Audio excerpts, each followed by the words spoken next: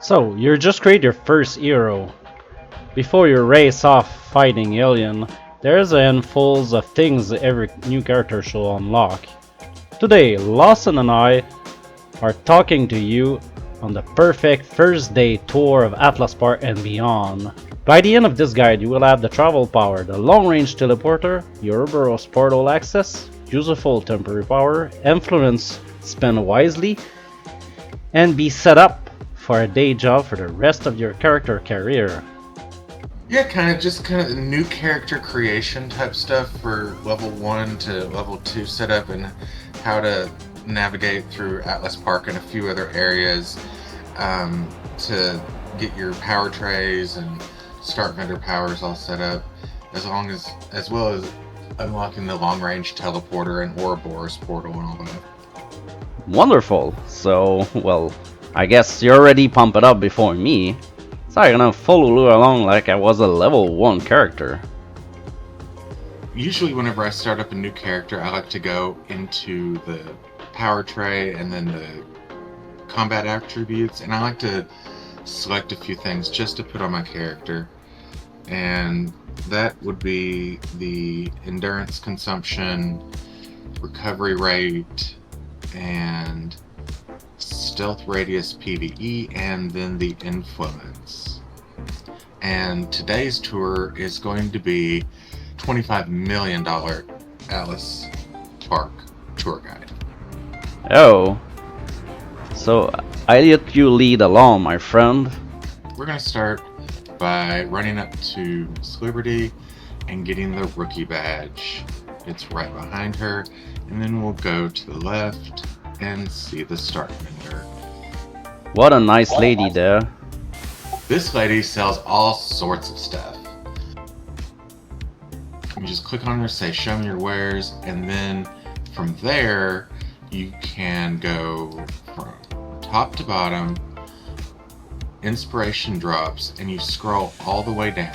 And this is about the time where I like to expand the window a little bit. Yeah, there's a lots of thing, eh? Yeah. I'm gonna put it if I'm level 1 because I'm a bit cheater. Okay, alright. Right now my slider is set to default level 4, so anyway, on the inspiration drops, I'm just going to go through stuff that I recommend, and Okay. scroll all the way down. You unlock dual inspirations and unlock team inspirations, and you're done with that. And then the next tab is the prestige enhancements. You should just get all of these. All of these are free. Yeah, all those 5 enhancements. Yeah, they're procs that work up to like level 21, and they can really increase your damage in the early levels. And then underneath prestige powers, we have attacks, and you'll want to scroll about 3/4 of the way down and hit up Sands of Mew. And then you have a choice between a Nemesis Staff and a Black Wand based on your origin. And I go with the Black Wand origin bonus, and then the Nemesis Staff, no bonus. Alright. Those are good. Those are good ranged attacks that are going to help fill out your attack chain early on. The buff pets, I like the shield and the blue wisp pet, but these are partially just for cosmetic reasons. Okay. But the blue one does give you more endurance recovery and a little bit of defense, which is kind of good after you die and you're trying to get yourself back up and back on your feet. And then for the travel tab, we're going to skip flight and go to jump and buy the jump pack. And we're going to go skip down to the last one on teleport, and then you're going to buy all of these. And this is going to be a big chunk of your influence. This is going to be 23 million right here. Just buying all those all together. Yeah, and you can skip stuff that you don't want to spend the influence on, and come back to all of this later. And there's multiple start vendors throughout the game that you can go visit. Yeah, I think there's one in the Pocket D, right? If folks are going there. Yeah, there's one in Pocket D, and then on Red Side in Mercy Island, and in the Labyrinth of Fog, which is way later. Okay. So after that, you'll go down to Utility, and you'll want to buy Inner Inspiration, Mystic Fortune, Secondary Mutation. Portable Workbench is 10 million, and it's definitely something to consider later on. Okay. Return to Battle and Renewal of Life are two powers that kind of do the same thing. They both bring you back from death. The first one, Renewal of Light, will put a big angel around you whenever you get up and knock everything back from around you. Oh. Return to Battle is a little less flashy, but it gives you buffs and everything, so you kind of level up buffs, and they share the same cooldown, so you can only practically use one at a time. I always go for Return to Battle because those buffs help me like kind of escape combat or whatever. And then Reveal, it's going to load up the map for you. That's your Google Maps that you love. Yeah, my farmers, I will Google that for you. Below that is Vanity Pets. There's a ton of them. There is, and all of this is for theme. It's all cosmetic stuff, so you can skip that. You can come back to recipe drops later, and then Revoke is kind of interesting. You can revoke your original origin power. So this is good for role players that want to be a specific origin, but they don't really care for their own power. So I'm a mutant origin right now, so I get mutagen, but I don't particularly care for that, so I can revoke mutagen and then scroll all the way back up to prestige powers attacks and go get my apprentice charm. I just prefer apprentice charm over mutagen because it can light oil slicks for you and it debuffs resistance. Oh, nice trick. Or you can get the dagger if you prefer having dagger throwing, like ninja style. Oh yeah, you can fit whatever you want, and you can come back and do this as many times as you want. Go down to temporary powers, and here we're going to be spending a bit more money. Oh.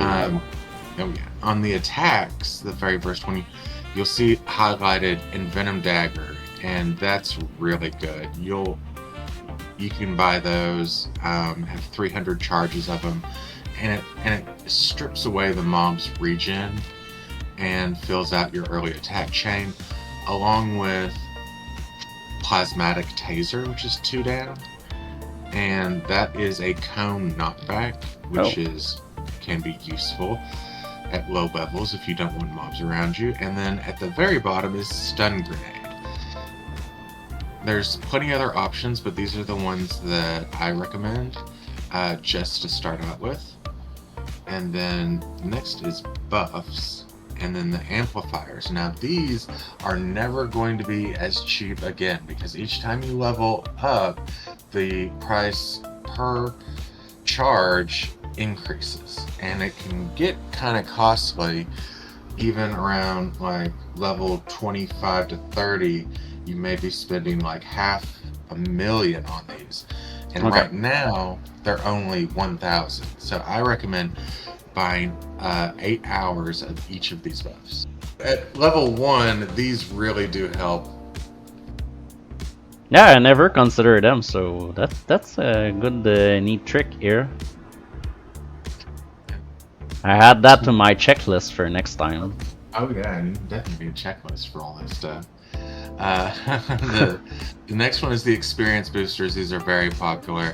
You get the double experience one, click it 8 times for 8 hours, and it's going to reduce your influence gain by 100%. You're not going to make any money, but you're going to make twice as much experience in the meantime. And as mostly all your money comes at level 50 anyway, so Yeah. you might as well grab that. And take a note, does disappear at level 50, so that's why I don't see it. Yeah, at level 50 you'll no longer be able to buy this or, use it to gain veteran levels and whatnot. And then and under combat, some things that are neat here is I usually buy 1 stack of Power Analyzer. You click a mob, then you click that, and you get to see how your debuffs are affected and stuff. And the Recovery Serum right underneath it, you can have 50 charges of that, and that will be worth it for most classes. Like, you won't need it for any kind of blasters or classes that have self-sustained endo, but it can really help you out in a pinch. Okay.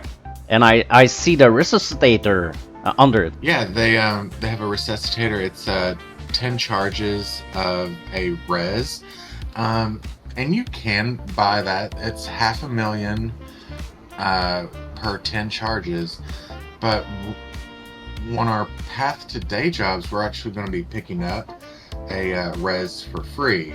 Later on.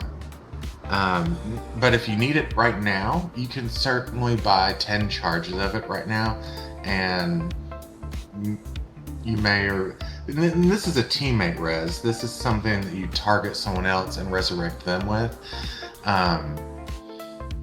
So it's definitely worth it if you're wanting to maybe not go for day jobs and stuff like that. It basically provides the same quality res that the day job does. It can be interrupted, and it gives you like 25% health, endurance back type thing.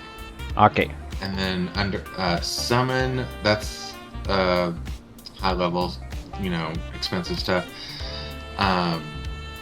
And then under travel, at the very bottom, the only thing that I want to point out here is, let's see, like the 4th one down, LKT-1700 rocket pack.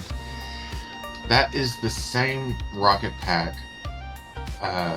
visual graphic as the one that you'll be getting at level 2. So if you really like that rocket pack and you want to keep it around, you can buy some charges of this. Now, it won't add on to that initial 30 minutes, but it'll create a separate temporary power for you. And if you just want to keep it, that's all I need to say. The rest of them are also like cosmetic and stuff like that. Yeah, it's purely cosmetic. So that's make a tool of the start vendor, right? Yeah, that's the start vendor. And then what you're going to want to do is open up your power tray. And at the very top, you're going to have all of your temporary powers, and you're going to click each one of those and set them down into your tray. Alright, so we can drag it up any of those new power we just got, like the stun grenade, for example. Yeah, you'll have Envenom Dagger, Plasmatic Taser, Stun Grenade, Power Analyzer, and Recovery Serum in the first one, and then right under that is Fast Travel. So you can put those on the tray and then kind of arrange them as you need. You'll want to put like your Envenom Daggers, your Plasmatic Taser, your Stun Grenade, down where your attack chain's going to go. Getting your first power bar set up for your attack chain. Fun stuff. After Fast Travel, you'll have Inner Inspiration.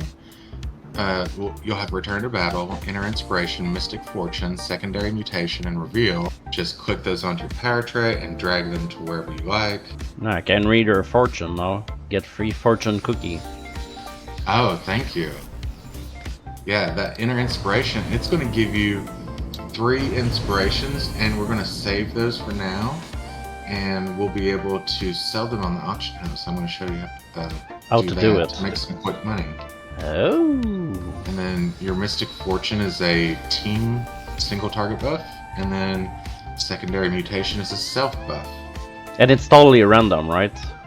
It is. It's random. Today I got Pain Tolerance, which gives me defensive stuff like resistance to holds and some endurance reduction.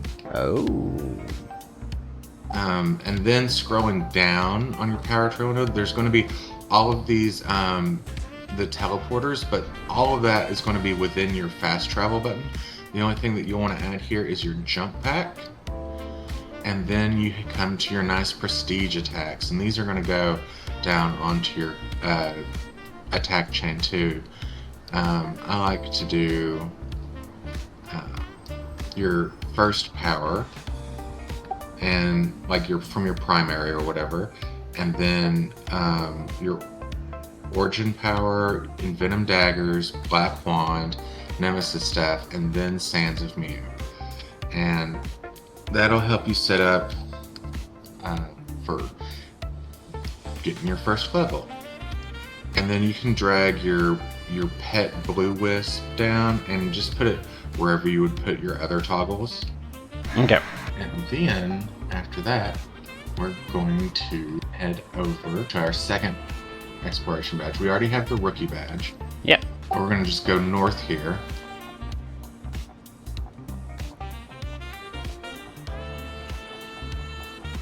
And it's right in front of this guy. And if you need to log out, there's a supergroup portal just right in front of us. Yeah, I see it with lots of robots.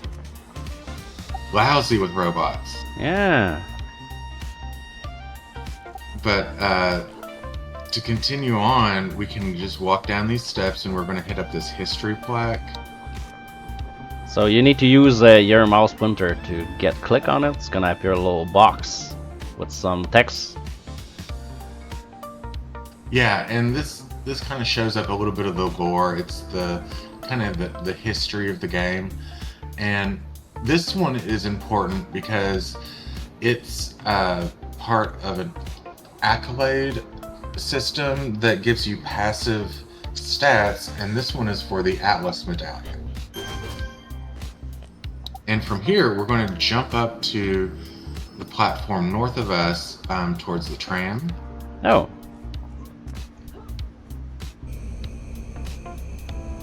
I'm going to do a little parkour here. Oh, did I cheat it up?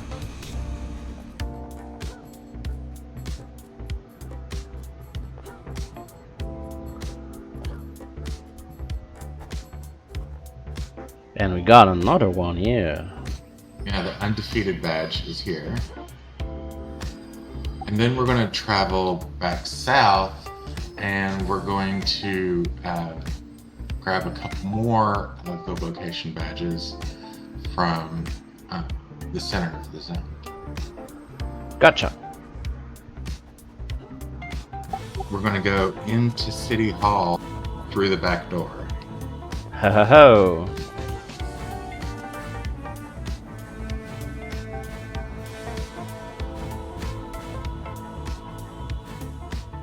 Just ahead of us at this statue is the Patriot Badge.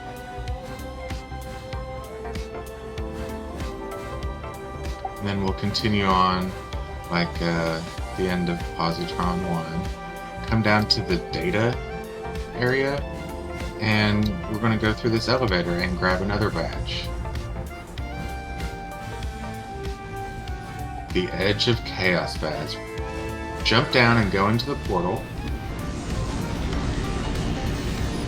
This is Recluse's victory, and we're just going to zone right back out to Atlas Park, but what this does is it unlocks the Ouroboros Portal for us.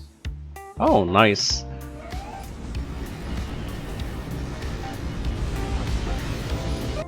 So your Ouroboros Portal should be on your tray now, and you can reorganize that the way you see fit. And what we're going to do now is run up the ramp and go back up the elevator and exit City Hall. Alright. So yeah, I see it on my tray right now. What we're going to do after we get out of City Hall is turn right and talk to Matthew Hibashi and get his first mission. And if you're going to do a hardcore player and you need to stay at level 1, you can skip this step and proceed along to collections of the next 2 badges. From here, we can activate our jump pack and go fly vertically up to the top of the building towards the American flag, and then we will jump over to Atlas and grab the top dog badge there. So here's the American flag. There we go. And the other one on top of the statue, right? Yeah, this is the top dog badge on top of Atlas, and for some neat reason, you can actually track how many times you have been to this particular badge from the city kiosk here, which is directly down here to the southwest on this corner here. Oh yeah. This is just, neat fun stuff, but from here we're going to continue on and go kill some Hellions for Matthew Hibashi. Alright. Yeah, it'll be west here. This is, they're all going to be here. This is very easy stuff to do. Oh yeah, got a few of them. And we just need to level up to level 2. There we go. Right there. Kill 1 for extra just to finish off the mission. And then from here, we're going to run southeast into the Vanguard building, which is also marked on your map with a white circle and a maroon V. And once inside here, we'll get the last badge for the Atlas Park tour. But before we zone into the Rikti War Zone, we're going to go up these steps to the left and grab our last badge for the Atlas tour guide. Yeah, it's just in front of that beautiful window when we see some folks getting some experiment, I guess. Oh yeah, it looks like they got an alien on the table, like this is some Area 51 type stuff. Yeah, it's maybe preparing them for the breakfast. Well, I'm sure you don't eat those kind of thing. No. And Rikti War Zone is right here, and there's Rikti War Zone's a nice early hub area. Yeah, can you talk a little bit about it? Yeah, it has a lot of different features. The first one that we will come to is our super group base on the left. Oh. And then alongside you'll see a bunch of crafting tables.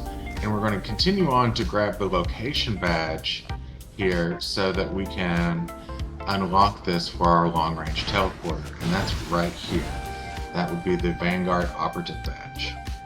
And then we'll come back over here and look at the training area. This is the area that I really like whenever I am changing out my costumes and figuring out what colors my powers are going to be. So you can change your costume and come over here and see exactly what you did and how it's going to look kind of like out in the field. It's also a good place to build up domination bar and opportunity bar. Mm-hmm. Yeah, you got some training, I mean, that you can practice on it. Yeah, and then on the opposite side are these range targets. And you can kind of stand here and test out your range of the different targets. Like, I'm playing a Sentinel right now, so I have a very limited range for my attacks. Like, I can go about 45 feet, possibly. But this is definitely something that if you're testing out a new cone or something, it can be helpful. From here, we're going to continue back into the main area, and we're going to level up. Oh. So in this area, you have your level up guy on the left and the store guy on the right. So I'm picking up a new power, and when I leveled up to level 2, I also got some new items in my power tray. I got Rest, which is essential, and then I got the LKT 1700 rocket pack. Oh, the one I was using early on. Yeah. And then I want to show you about this store and why it's very useful. Because at level 2, you can start buying level 5 SOs. And this guy is nice because he only sells SOs. You don't have to scroll through dual enhancement origins. He basically he only sells you what you can buy and the best of what you can buy. Oh. And yeah. So what I like to buy is a run, a jump, 2 heals, an endurance mod, and I think that might be it. Yep, run, endurance reduction, end mod, health ×2, and jump. And we can slot those into our powers on the right side, the inherent fitness and sprint and rest.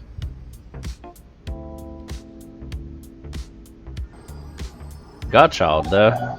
Yeah, and then come around, you're still going to find more crafting tables over here, and here is your combat medic merchant, and she sells inspirations. And just to point that out, and then we have the hospital here, which is going to be a future day job.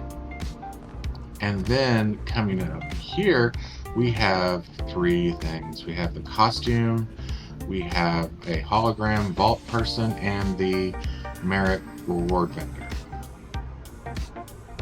So on the costumes, this is a really nice costume person because they also let you change your body size and gender, and you don't get that with all of the tailors around the game. So this one's really handy. And I'm just going to change my costume here. I have it preloaded. And it's important to do this before you're level 10, because if you have a bunch of costumes that you like, you can come here and get them loaded out, and before level 10 it doesn't cost you anything. Yeah, it's free, so it lets you test it out, the combination of every costume and stuff available in the game. And so from here we're going to use the auction house, and you pull that up by /AH, and what you're going to do is put in one of your inspirations. You can sell one of your inspirations for seed money to the combat nurse or the store guy that we saw, but if you already have money, you'll already know what to do here is just put this in for a really low amount and get some nice income. Yeah, you can. I put my defense inspiration in there for 11, and it sold for 80,000. So you get that influence, and then you'll click on this ATM machine looking thing, the merit vendor. Click on salvage, scroll all the way down, and you see you have 5 merits there, and those are from the Atlas tour guide because we got all of the exploration badges within one zone. Yep. And you can buy 10 unslotters, go to your salvage tab, and put one of them in the auction house. These, you can put this in for just 11 influence too, and it's going to sell immediately.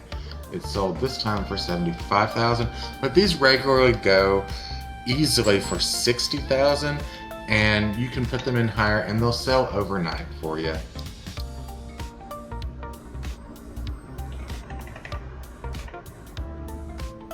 So we wait at one point, we get it a sell later on. Gotcha. Yeah, so I just sold my whole stack of that. And now we are going to take the supergroup base to Pocket D. And what I'm going to do with you is share a supergroup base portal code, and this will be linked in this description below, and it's going to be a public transit spot. So you can go to any supergroup base portal, click it, and you'll be able to have access, real fast access to all the zones that you can be on your alignment. Yeah, it's create a coffee house image. That's cool. There you go. Yeah. So we'll run over to the SG portal and click that button. So you need to be nearby a portal, and it's going instantly.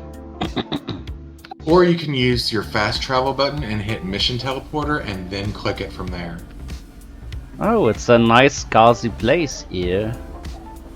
Oh yeah, it's got all of your portals on the left side of this wall, alphabetized, and then at the bar, you'll have your level up guy on the right, your store in the center, and your costume person on the left. Oh. There's also another merit vendor over here. And from here, we're going to go to Pocket D. So in between the M and the S, we're just going to click against this wall and choose Pocket D. It's a nice base, Drew. I cannot take credit for that, but yes. Yeah, it's not yours, eh? From here, we're going to turn northwest and grab an exploration badge. It is by this merit vendor. You're going to continue through this hallway and up this ramp, and it's at the couch in the corner of this room. Ho ho ho. We take a little beer here. Yeah. Well, what you do get here is the passport badge. So you just received your long-range teleporter, and that also pops up in your power tray, but it's easily accessed through your fast travel button.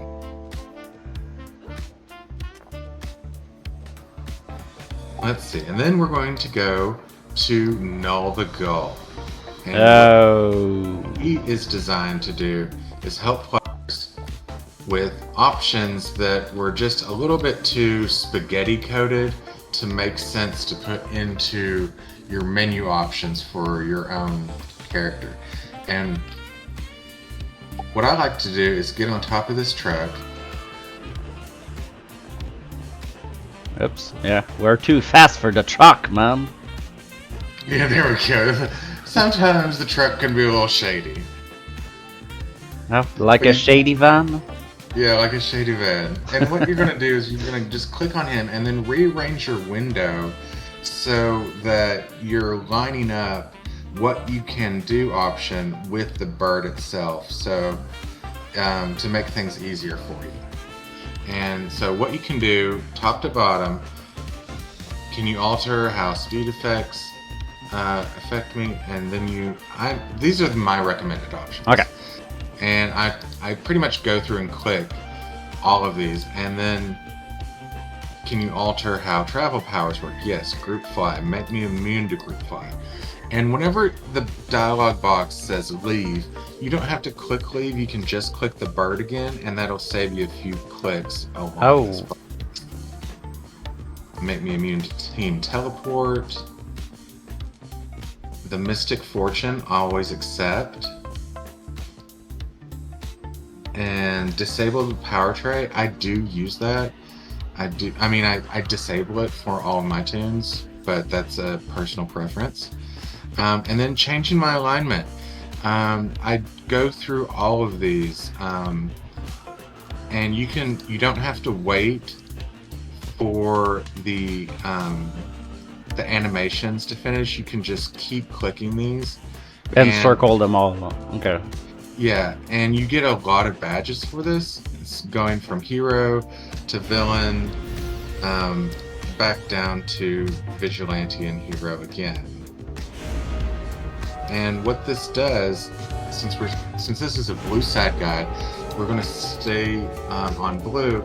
And after 7 days real life time, another power is going to pop up, and it's a group buff. All of the different alignments have different activated powers after you reach 7 days, but the blue one is a group buff, and it's okay. It's mid tier. Okay. And from here, we can see, looking north, is the supergroup portal, and we are going to take that back to the coffee house and go to Night Ward. Oh, alright. Let's do that, my friend. To the coffee shop. Oh, we do have one badge that just came out of this. Oh, the based badge? Yeah. Those are new badges that have been added just in the past year for supergroup bases, and it can be kind of random whenever you get them. They're not pertinent to day jobs and exploration per se, but they'll be there. So when you zone into Night Ward, you can activate your jump pack, and we're going to jump north into the mansion.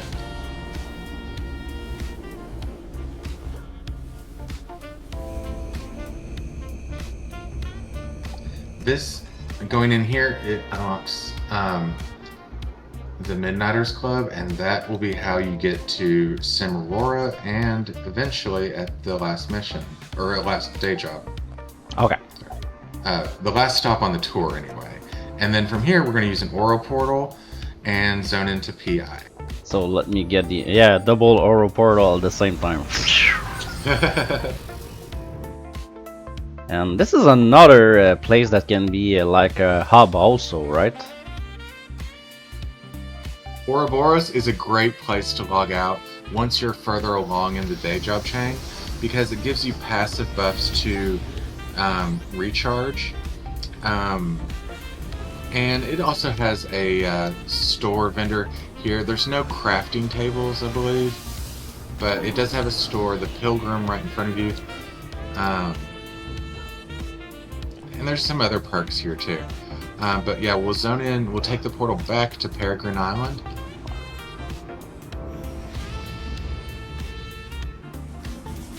And then from here, there's some bounty posters. It's just slightly north of us. And this is just giving us an exploration badge because the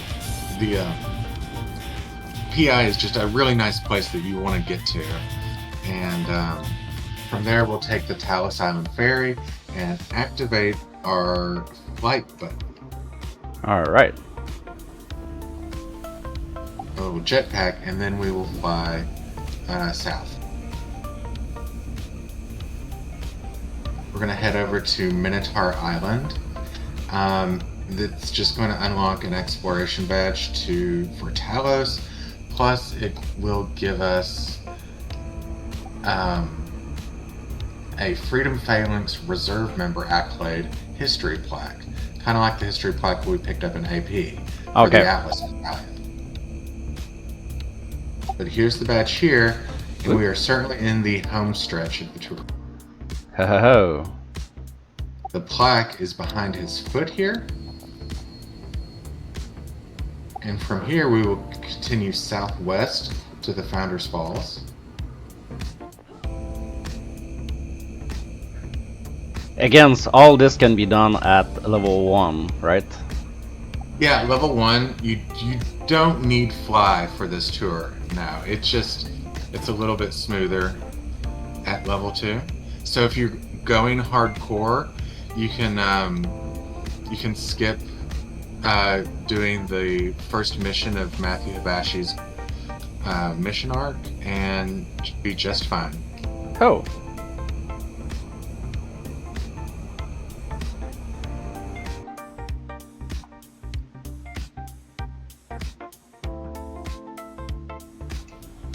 And here we are in Founders Hall.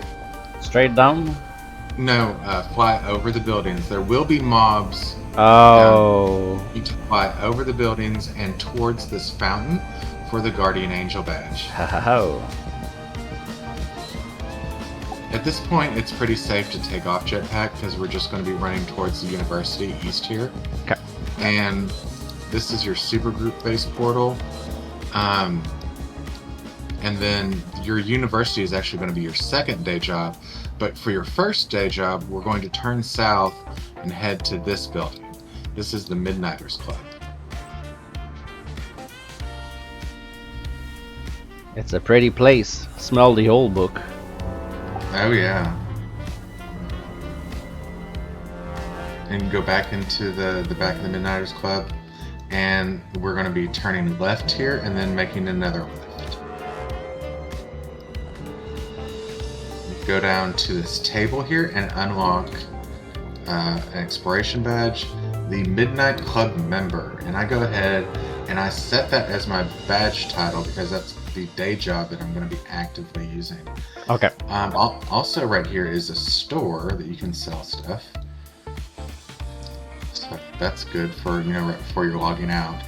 And I just wanted to make notice above the buff bar, the last thing on your buff bar is going to be a yellow icon, and if you right click, it'll say Day Job Midnighter.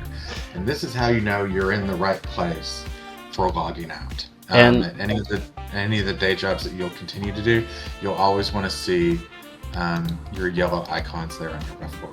all right, for the newbies out there, what are the day job, my friend? What are the worth of doing this? That's a great question. There's several day jobs that will give you temporary powers after you complete or have logged out for at least 4 days. And the Midnighters Club one that we start with here, it's rather boring because it doesn't do anything by itself. But once you combine the Midnighters Club day job with the university and hospital day job, once you log out into a hospital, you'll gain a single target heal and an ally res. Oh. And gain 30 charges of that and bank those up for whenever you need them.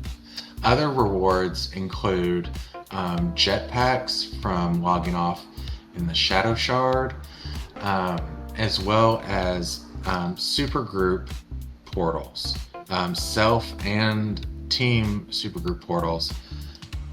And the rest of the day jobs after that are kind of fluff.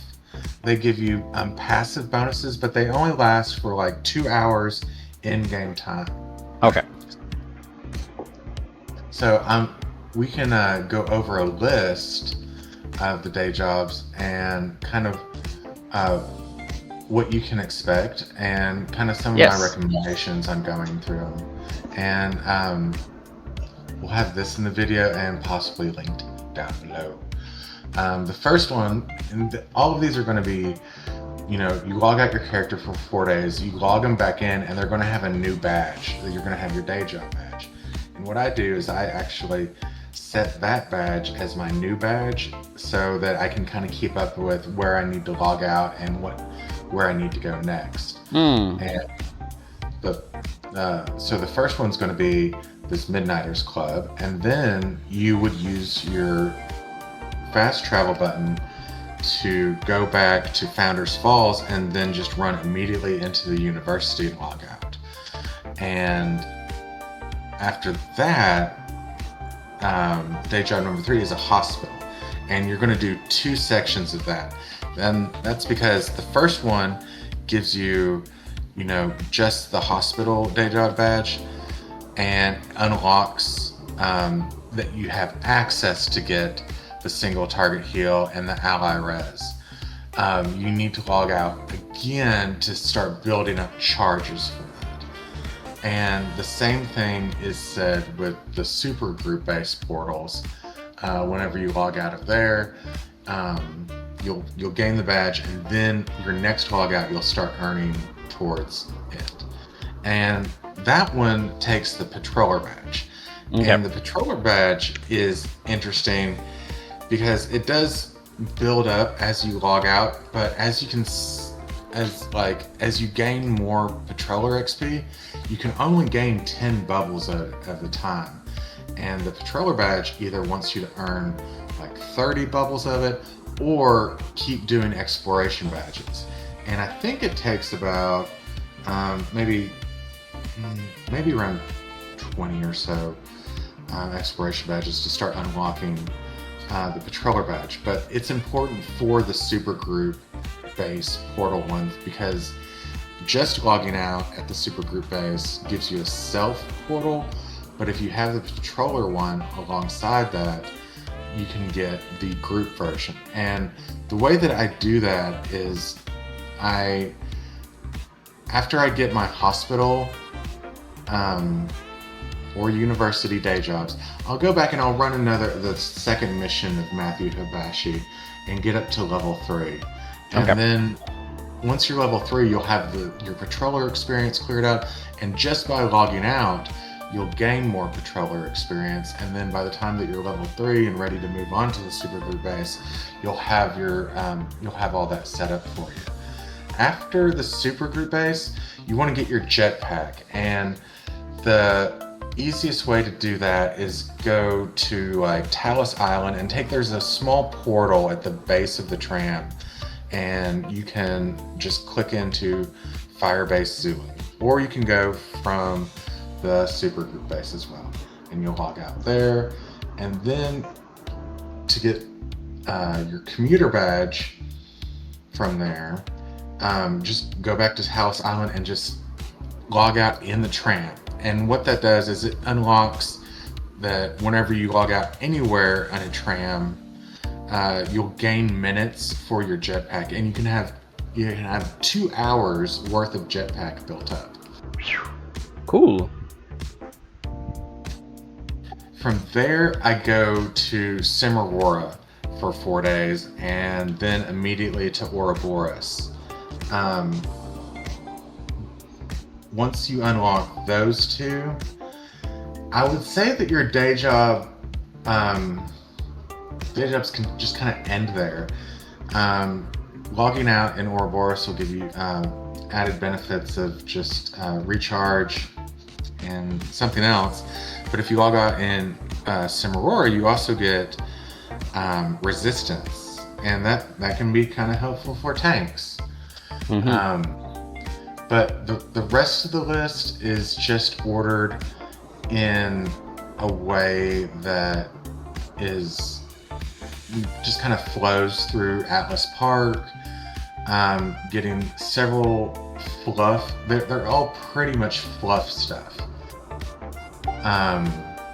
Just kind of icing on the cake type things. You do get more temporary powers, like activated stuff by, the police station. Having city official and banker and police station will get you like a smoke grenade and a baton, and that might be important for role-playing experiences. It's not incredibly useful leveling up. And then from there, the Pocket D stuff,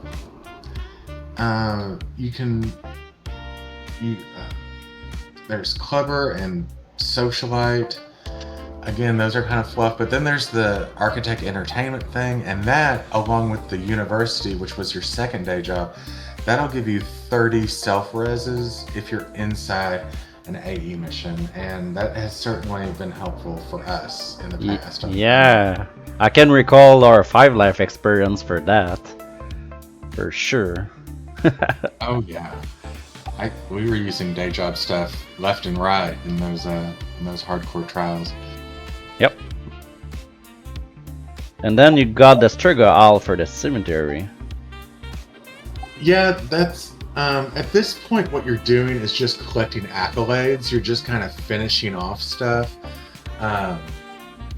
and until you get to level 35, where you get Labyrinth of Fog.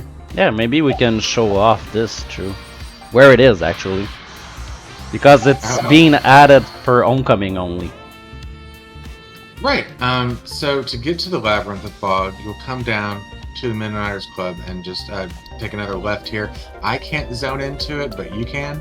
And logging out inside of the Labyrinth of Fog, it gives you a chance to earn specific currency upon mission completion that you can use inside the Labyrinth of Fog to buy costume parts and other various goodies. So eventually all of my characters end up in the Labyrinth of Fog, and they until they get all of their costume parts unlocked, and which takes time. I've only got about 2 characters fully unlocked with the Labyrinth of Fog, but it does take some time. Yeah, it's a whole new set, and I repeat again, it's only for Homecoming. Yeah. Another day job that kind of has a weird rule is the one in Rikti War Zone. You can earn experience towards the day job badge, but it will not unlock until you're level 35. And some of these, even on red side, this is a blue side guide, but on red side, if you're like vigilante, you can earn experience towards a day job, but it won't actually come up until you switch over to rogue or villain. Yeah, it's the log Just a gate, couple eh? things like that. Okay. Well, that's a wonderful tour you got to me today, man.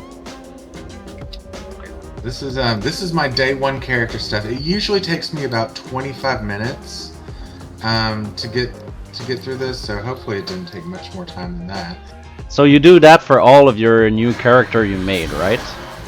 Yes, I end up in this spot for every new character that I make, along with the start vendor powers and the and all the other stuff, the Ouroboros Portal and the fast travel and all that. So between having the fast travel and what we unlocked, you should be able to go to the rest of your day jobs very easily. Wonderful, man, wonderful. I'm sure And lots of folks gonna like that neat information and structured way of doing it. some of it to their own style, and maybe it gave them some things that they hadn't thought about yet. Yeah. Well, thank you very much for that tour again, my friend. You're welcome, and we're going to have some links in the videos for y'all to check out if you want to research what other day jobs you want to be interested in.